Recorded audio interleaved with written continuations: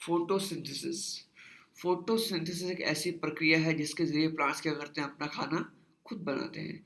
छोटा सा एग्जांपल लेते हैं, जैसे कि हम इंसान हैं, खाना बनाने के लिए कुछ रॉ मटेरियल्स का यूज़ इस्तेमाल करते हैं। तेल हो गया, अपना रॉ वेजिटेबल्स हो गई, अपना वीट हो गया, ये सब एक तरीके के ये सब रॉ मटेरियल्स है बेसिकली। इसके ज़रिए जिसको यूज़ करके हम खाना बनाते हैं। वैसे ही प्लांट्स भी क्या करते हैं, कुछ रॉ मटेरियल्स का यूज़ करते हैं जिसके ज़रिए वो जिनको यूज़ करके वो खाना बनाते हैं। प्लांट्स भी क्या करते हैं, कुछ रॉ मटेरियल्स का यूज़ करते हैं, उसके उसके उसको इस्तेमाल करके अपना खाना बनाते हैं। प्लांट्स के लिए क्या-क्या रॉ मटेरियल है, जैसे कार्बन डाइऑक्साइड हो गया, सनलाइट हो गया, वाटर हो गया और क्लोरोफिल हो गया। ये सारे क्या है, प्लांट्स के लिए रॉ मटेरियल्स हैं। इन्हीं को यूज़ करके क्या करेगा, वो अपना खाना खुद बनाएगा। समझ में आ गया? कार्बन डाइऑक्साइड क्या करता है, कार्बन डाइऑक्साइड प्लांट को हवा से मिलता है, एटमॉस्फेयर से मिलता है। और वाटर जो रहता है प्लांट को वो मिलता है सॉइल से। प्लांट में कार्बन डाइऑक्साइड जो एंटर करता है वो करता है पोर्स के जरिए।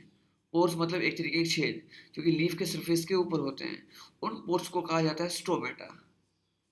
और वाटर जो एंटर करता है प्लांट के अंदर वो करता है बाय रूट्स। उसके बाद वो जाइलम के थ्रू एंटर करते हुए पैरासाइट मेसोफिल तक पहुंचता है। मैंने लास्ट क्लास में भी बताया था कि पैरासाइट मेसोफिल में ही अपने मैक्सिमम क्लोरोप्लास्ट होते हैं। और इसका मतलब ये है कि सबसे ज़्यादा वाटर भी कहाँ जाएगा, पैरासाइट मेसोफिल में, क्योंकि सबसे ज़्यादा क्लोरोप्लास्ट भी कहाँ है, वहाँ है। अच्छा, पैरासाइट मेसोफिल हमें दिखेगा कैसे? जब जब हम लीफ का क्रॉस सेक्शन काटेंगे, मैंने क्लास में बताया था कि लीफ का क्रॉस सेक्शन हमें कैसे काटना है। तो जब हम लीफ का क्रॉस सेक्शन काटेंगे तब हमें पैरासाइट मेसोफिल दिखेगा। पैरासाइट मेसोफिल के अंदर ही सबसे ज़्यादा क्लोरोप्लास्ट होते हैं। और क्लोरोप्लास्ट के अंदर ही थैलाकोइड मेम्ब्रेन होती है, सॉरी थैलाकोइड्स होते हैं। और उसी थैलाकोइड मेम्ब्रेन के ऊपर क्या अपने सबसे ज़्यादा क्लोरोफिल प्रेजेंट होते हैं। उसके डायग्राम में मैं आगे दिखाऊंगा आपको। अब दूसरी बात, ऐसे हम लोग अपना खाना स्टेप्स में बनाते हैं। पहले काट लिया, फिर धो लिया, फिर फ्राई कर लिया, फिर मसाले डाल लिए, फिर पका लिया। ऐसे हम अपना खाना स्टेप्स में बनाते हैं। वैसे ही प्लांट्स भी क्या करते हैं, अपना खाना स्टेप्स में बनाते हैं। प्लांट्स अपना खाना सिर्फ और सिर्फ दो स्टेप में बनाते हैं। पहले स्टेप को कहा जाता है लाइट रिएक्शन, दूसरे स्टेप को कहा जाता है डार्क रिएक्शन। अब लाइट रिएक्शन को एक और नाम दिया गया है light dependent reaction. Light dependent reaction इसलिए दिया गया है क्योंकि ये फर्स्ट फर्स्ट स्टेप पूरा का ऊपर लाइट के ऊपर डिपेंडेंट है, यानी कि सनलाइट के ऊपर डिपेंडेंट है। बिना सनलाइट के रिएक्शन चालू ही नहीं हो सकती। जब पहला स्टेप ही नहीं चलेगा तो दूसरे स्टेप पे पहुंचेंगे ही कैसे? इसीलिए मेरे ख्याल से इसीलिए पूरा का पूरा फोटोसिंथेसिस एक तरीके से ऊपर मेजरली लाइट के ऊपर डिपेंडेंट है। क्योंकि जब जब प्लांट को सनलाइट मिलेगी ही नहीं तो फर्स्ट रिएक्शन चालू ही नहीं होगा, फर्स्ट स्टेप चालू ही नहीं होगा। जब फर्स्ट स्टेप चालू नहीं होगा तो सेकंड स्टेप चालू हो ही नहीं सकता। इतना समझ लीजिए आप। अच्छा, प्लांट्स अपना खाना दो स्टेप्स से बनाते हैं, उसमें सबसे पहला स्टेप हो गया लाइट रिएक्शन। लाइट रिएक्शन में सनलाइट की जरूरत होती है, उसके बगैर रिएक्शन चालू होगी, उसके बगैर ये स्टेप चालू होगा ही नहीं। रॉ मटेरियल्स तो चार रॉ मटेरियल्स यूज करता है। उसमें से लाइट रिएक्शन यानी कि फर्स्ट स्टेप में सिर्फ और सिर्फ वाटर, सनलाइट और क्लोरोफिल का यूज करता है। बच्चा फिर पीछे कार्बन डाइऑक्साइड, उसको वो यूज करता है डार्क रिएक्शन में। उसको भी यूज करता है सिर्फ और सिर्फ डार्क रिएक्शन में। अब बात करते हैं कि लाइट रिएक्शन में असली में होता क्या है। लाइट रिएक्शन में क्या होता है, सबसे पहले क्लोरोफिल जो कि क्लोरोप्लास्ट के अंदर है, और क्लोरोप्लास्ट मेसोफिल के अंदर है, और मेसोफिल लीफ के अंदर है। तो वही क्लोरोफिल क्या करेगा, जो क्लोरोप्लास्ट के अंदर है वो सनलाइट एनर्जी को अपने अंदर ट्रैप कर लेगा, यानी कि पकड़ के रख लेगा।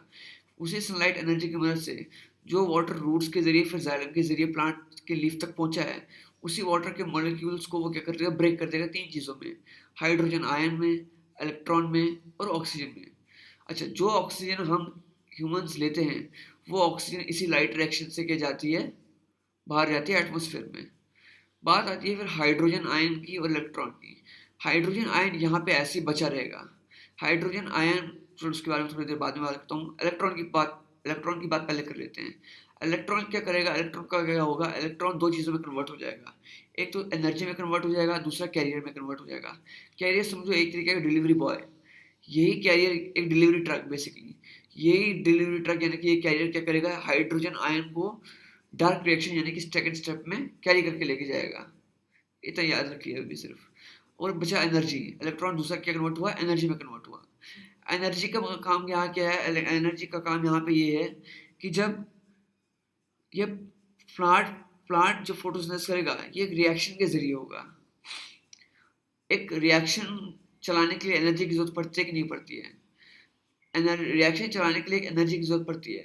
तो उस वो रिएक्शन चलाने के लिए एनर्जी की जरूरत पड़ती है, तो वो एनर्जी कहाँ से आएगी?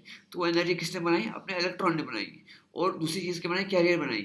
यही कैरियर क्या करेगा? हाइड्रोजन आयन को कहाँ पे लेके जाएगा? डार्क रिएक्शन यानी कि सेकंड स्टेप में। वहां पे जाके वो कार्बन डाइऑक्साइड से मिलके क्या बनाएगा? अपना खाना बनाएगा। फिर आता है सेकंड रिएक्शन यानी कि सेकंड स्टेप, इसको कहते हैं डार्क रिएक्शन। इसमें सनलाइट का कोई काम नहीं है, इसलिए इसको कहा जाता है सनलाइट इंडिपेंडेंट रिएक्शन। ये रिएक्शन लाइट के ऊपर निर्भर नहीं है। अब बात आती है कि अब बात ये आती है कि बचा पीछे अपना रॉ मटेरियल क्या? पीछे बचा अपना रॉ मटेरियल कार्बन डाइऑक्साइड। वही कहाँ यूज होगा? डार्क रिएक्शन यानी कि सेकंड स्टेप में। यहाँ पे सेकंड स्टेप में क्या होगा? कार्बन डाइऑक्साइड यहाँ पे प्रेजेंट है, स्टोमेटा के थ्रू एंटर करेगा लीफ के अंदर और यहाँ पे आ जाएगा पैरासाइट मेसोफिल में। बात ये रहेगी कि कार्बन डाइऑक्साइड को चाहिए हाइड्रोजन। कार्बन डाइऑक्साइड में कार्बन भी है, ऑक्सीजन भी है और हाइड्रोजन की कमी है, जबकि ग्लूकोज का फॉर्मूला होता है C6H12O6। सी भी है कार्बन डाइऑक्साइड में, ओ भी है ऑक्सीजन में, कि कार्बन डाइऑक्साइड में बचा हाइड्रोजन। वो हाइड्रोजन कहाँ से आएगा? इलेक्ट्रॉन जो कैरियर में कन्वर्ट हुआ होगा, इलेक्ट्रॉन ने जो कैरियर बनाया होगा, और वही कैरियर क्या करेगा? जो लाइट रिएक्शन में अपना हाइड्रोजन बना होगा फर्स्ट स्टेप में, उसी हाइड्रोजन को कैरी करके कहाँ पे लाएगा? सेकंड स्टेप में डार्क रिएक्शन में कार्बन डाइऑक्साइड के पास। वो दोनों रिएक्शन करके क्या बनाएंगे? ग्लूकोज C6H12O6, और प्लांट का खाना यहाँ पे रेडी हो जाएगा। एक दो पॉइंट मैं आपको और बता देता हूँ। ये है पैरासाइट मेसोफिल जो आप देख रहे हो डायग्राम में। पैरासाइट मेसोफिल के अंदर ही होते हैं सबसे ज़्यादा क्लोरोप्लास्ट। इसी क्लोरोप्लास्ट के अंदर होते हैं थैलाकोइड। इसी थैलाकोइड के ऊपर होते हैं क्लोरोफिल। इसी थैलाकोइड के अंदर लाइट रिएक्शन होती है, और क्लोरोप्लास्ट के अंदर लेफ्ट साइड में, और थैलाकोइड के बाहर यानी कि राइट साइड में, ये जो बीच वाला एरिया मैंने बनाया है, इसको कहलाते हैं स्ट्रोमा। इसी स्ट्रोमा के अंदर क्या होता है? अपना डार्क रिएक्शन चलता है। तो समझ में आ गया क्या? और थैलाकोइड की मेम्ब्रेन के ऊपर ही क्या होता है? अपना क्लोरोफिल होता है। लीफ का जब क्रॉस सेक्शन काटेंगे तो हमें कुछ चीजें दिखेंगी। लीफ का जब हम क्रॉस सेक्शन काटेंगे तो हमें कुछ लेयर्स दिखेंगी। सबसे पहली लेयर दिखेगी हमें क्यूटिकल, फिर दिखेगी अपर एपिडर्मिस, फिर दिखेगी मीजोफिल। मीजोफिल में भी पहले हमें दिखेगी पैरासाइट मीजोफिल, फिर स्पॉन्जी मीजोफिल, फिर दोबारा लोअर एपिडर्मिस, फिर वैक्सी क्यूटिकल, और उसके नीचे रहेगा हमारा गार्ड सेल, और दो गार्ड सेल के बीच में रहेगा हमारा स्टोमेटा, जिसके जरिए कार्बन डाइऑक्साइड अंदर जाएगा और ऑक्सीजन बाहर आएगा। अब वैक्सी क्यूटिकल की अगर बात कर लें तो उसका जो नेचर जो होता है, मतलब किस टाइप वैक्सी क्यूटिकल किस टाइप की होती है? ये बेसिकली ट्रांसपेरेंट होती है। ट्रांसपेरेंट इसलिए होती है ताकि मैक्सिमम सनलाइट क्या हो सके? पैरासाइट मेसोफिल तक पहुंच सके।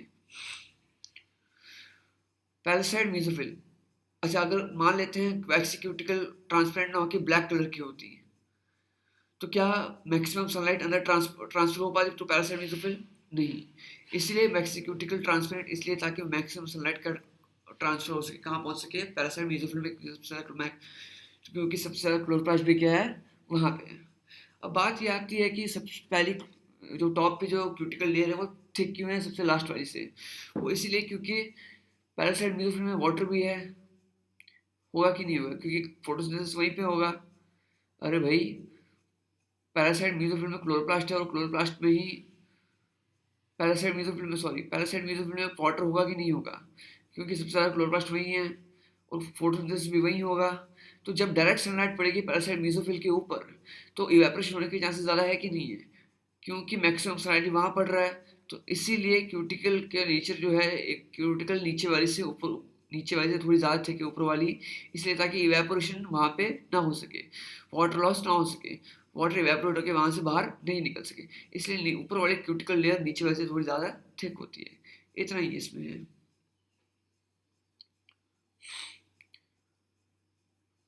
अब